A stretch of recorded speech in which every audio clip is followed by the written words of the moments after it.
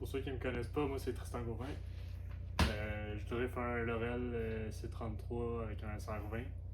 Ça fait 5 ans que je le lis. Ça fait environ 10 ans que je fais de la drift. Puis dans le fond, aujourd'hui je fais mon premier vidéo. Ça se peut que ça soit un peu partout. Je sais pas trop comment c'est ça. Je vous amène un peu dans le milieu du projet. Je change de châssis pour ceux qui ne le savaient pas. Dans le fond, je veux aller avec un S-châssis pour avoir plus d'accessibilité aux pièces. Dans le fond, mon Laurel, je l'ai accroché à plusieurs reprises. Puis, ça fait chier, ça coûte cher. Des lumières, des bumpers, c'est pas trouvable. Fait que, dans le fond, je décide d'aller avec un S14. Je voulais un S13, un coupe. Mais j'en trouvais pas pour le moment. Fait que j'ai celui-là qui est sorti à vendre. J'ai décidé de l'acheter. Je vais vous montrer tout le processus. En tout cas, je vais essayer. Je vais sûrement oublier de filmer des affaires, évidemment. Je vais vous montrer tout ce que j'ai déjà fait sur mon Laurel pour ceux qui sont intéressés. Je vais les installer sur lui, fait que vous allez le voir en même temps. Puis je vais vous expliquer pourquoi il y a certaines choses qui ont été faites, d'autres que non. Comme j'ai dit, les lumières, les bumpers, c'est pas trouvable. Je suis tanné d'essayer de chercher des pièces sur Yahoo. C'est pas très rentable et pratique. Fait que dans le fond, je veux un châssis parce que tu sais, des fenders en arrière, des bumpers, des valises, n'importe quoi, c'est tout trouvable. L'autre raison, c'est que mon Laurel, il y a une cage dedans. Elle n'est pas légale pour faire des événements comme Appalachia que j'ai déjà fait. Elle n'est pas légale pour le DMCC si jamais j'ai envie de m'enligner par là. Fait que je peux pas aller non plus à English Town que j'aimerais faire, je peux pas faire plein d'événements. Fait que dans le fond, c'était soit que je strip la cage dans mon char puis que j'en fais faire une légale, mais ça reste que j'ai un châssis qui est des pièces c'est pas trouvable. Fait que ça sert à rien. C'est de la perte d'argent et de temps. Fait que c'est pour ça que je change de châssis. Dans le fond, je recommence avec une base fraîche. Donc voici le fameux S14 que je parlais. Dans le fond, pour ceux qui ne le savent pas, un Laurel c'est vraiment comme un S13. Toutes les pièces c'est pareil.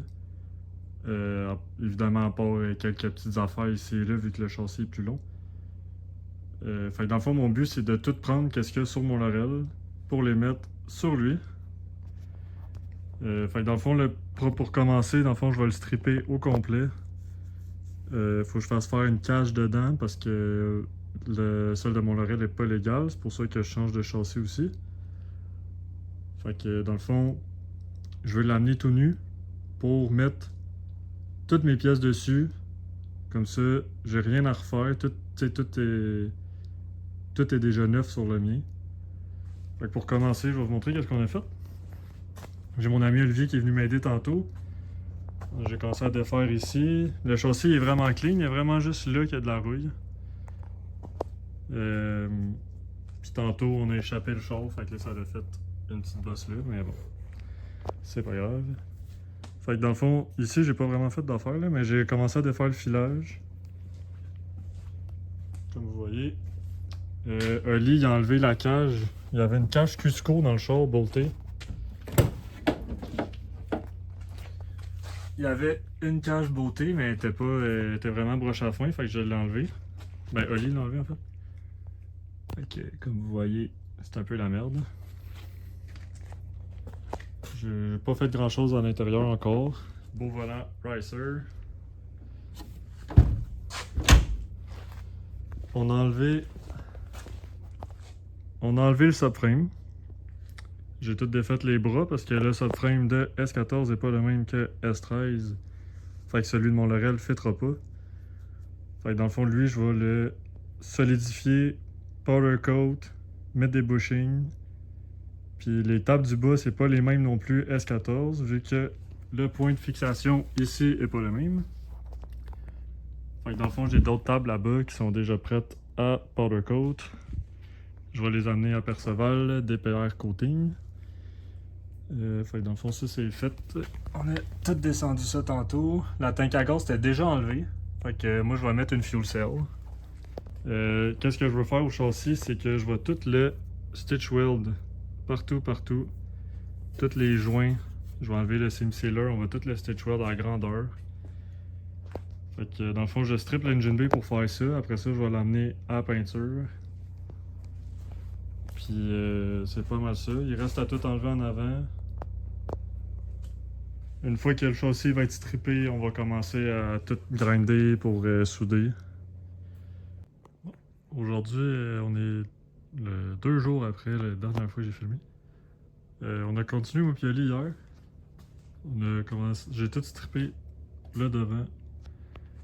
Oli a commencé à grinder pour le spot weldé. Ça avance quand même assez vite. J'ai tout enlevé le filage en dedans avec le dash. Il n'y a plus rien. On est prêt à enlever tout le...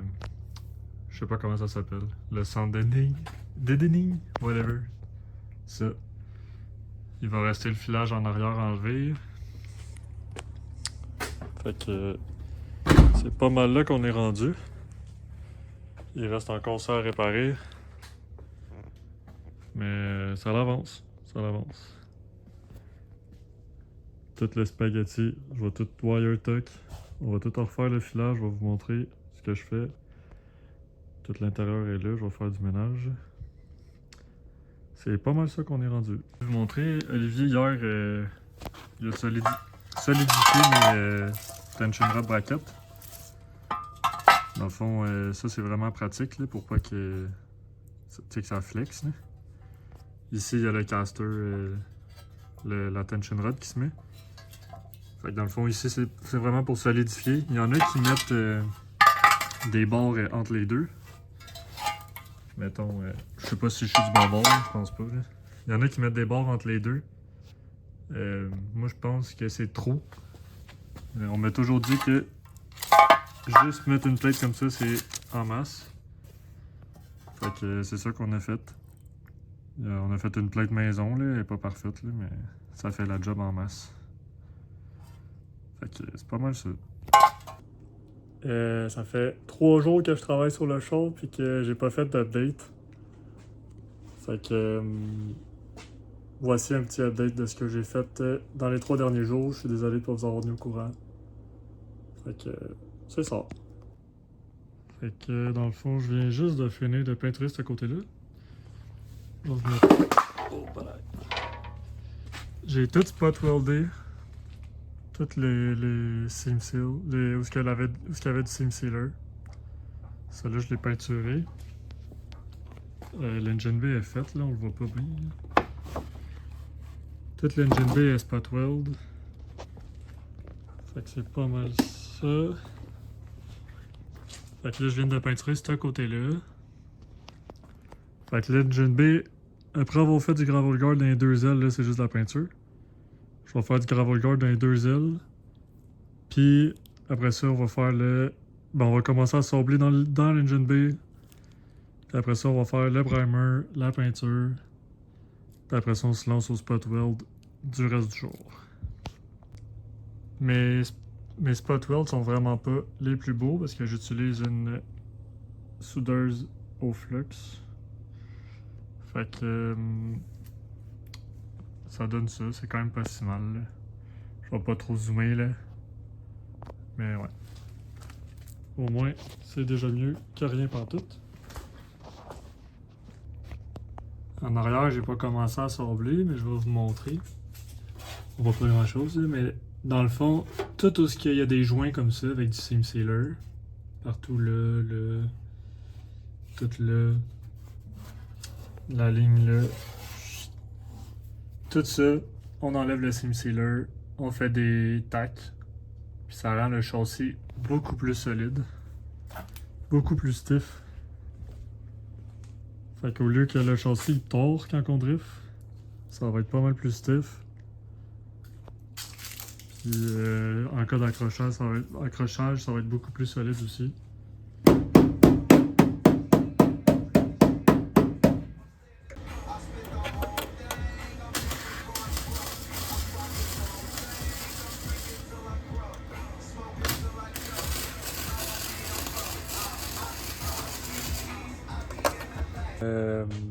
On a fini de souder l'engine B.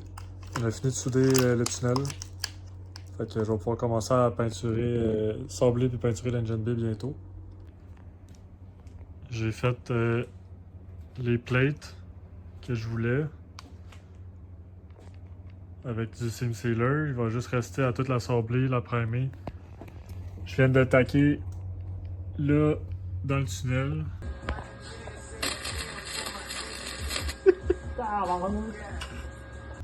Fait que je vais pouvoir commencer à sabler, primer l'engine B, peinturer l'engine B. Puis après ça, on va pouvoir mettre le moteur dedans.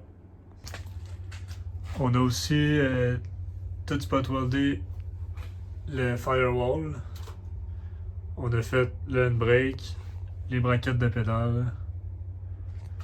Ça fait que ça a avancé quand même pas mal aujourd'hui aussi.